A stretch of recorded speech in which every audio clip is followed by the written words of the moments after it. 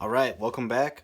This is going to be a very brief video and electrical lesson with oven igniters.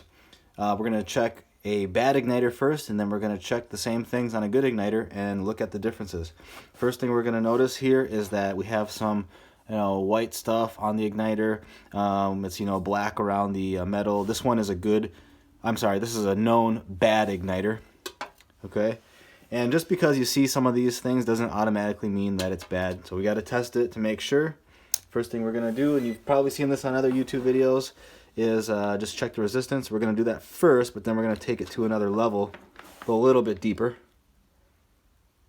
Okay, because there's more than one way to test an igniter. So as you can see, we're at 286 or so ohms of resistance, right? And newer igniters, they're around 100, 120, somewhere in there. So right off the bat, that's a pretty good indication that this is a trash igniter. We're going to take it to the next level now. We're going to apply power to it and check our amp draw. So bear with me for just a second while we do that. Okay, let's get set up here. Get our power alligator clips on. And I'm going to apply power right now. Our amp draw is climbing from 0 to 0.5. We're at 0.7, 0.9. So we are consuming electricity. 1.5. We've had it plugged in for like 15 seconds now. It's pretty slow. Now you see it start to glow in the middle there. All right, over 2 amps now. Okay. On a new igniter, we need to be over 3 amps.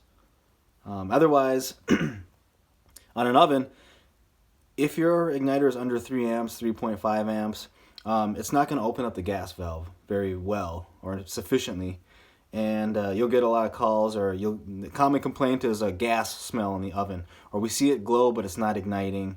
I've even heard of like small explosions inside of the oven. So it looks like we're kind of petered out here. All right, at 2.5 amps. Okay, I'm going to disconnect the power. Amp draw is going to drop to 0 quickly. But now what we're going to do is we're going to test our resistance one more time real quick while it's still hot.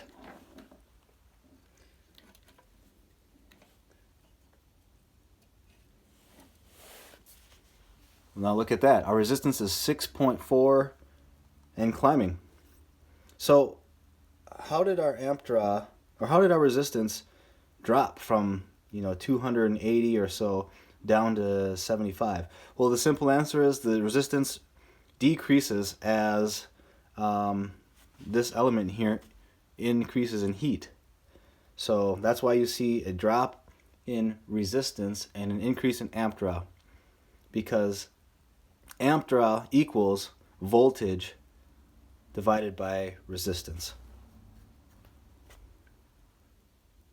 So theoretically, when this gets to 120 and we apply 120 volts, that would equal 1 amp. That's why we saw a climb in amp draw over time. Okay, that's enough of this one. Let's get that out of here.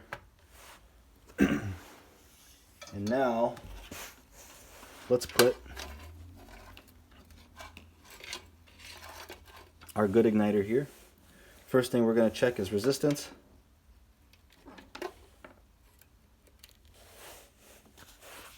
We got 90 ohms. And usually out of the box, these brand new universal igniters are around 100 ohms, sometimes 110, 120. That's what you should expect for a new one. Okay, so that's one of the first differences between the good and the bad igniter. Now let's apply some power to this, and then let's check our amp draw. Okay,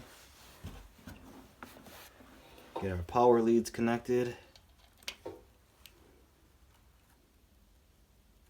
Okay, and I'm going to apply power right now. Amp draw is climbing and jumping to a higher number much more quickly than the last igniter.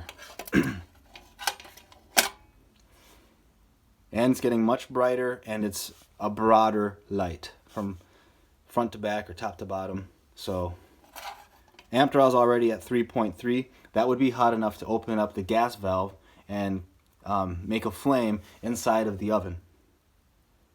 Okay, now we're pretty much peaked out at 3.29. Now I'm going to quickly disconnect power, disconnect our leads here, put our voltmeter leads on, and we're going to check the resistance.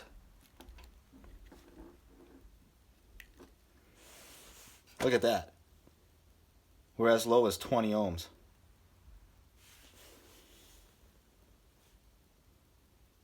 So because that resistance dropped so much more than the last one, this one's going to get much hotter and the amp draw is going to be higher, and it's going to be more easy to open up the gas valve in the oven and to ignite the actual gas into a flame. So just because you see these things glow doesn't mean that they're good. And that was the main takeaway from this lesson here. Hopefully that was helpful to some of you guys. Please smash that like button if you enjoyed this video or found it useful. And if you have any questions, put them down in the box below. Thanks again for watching.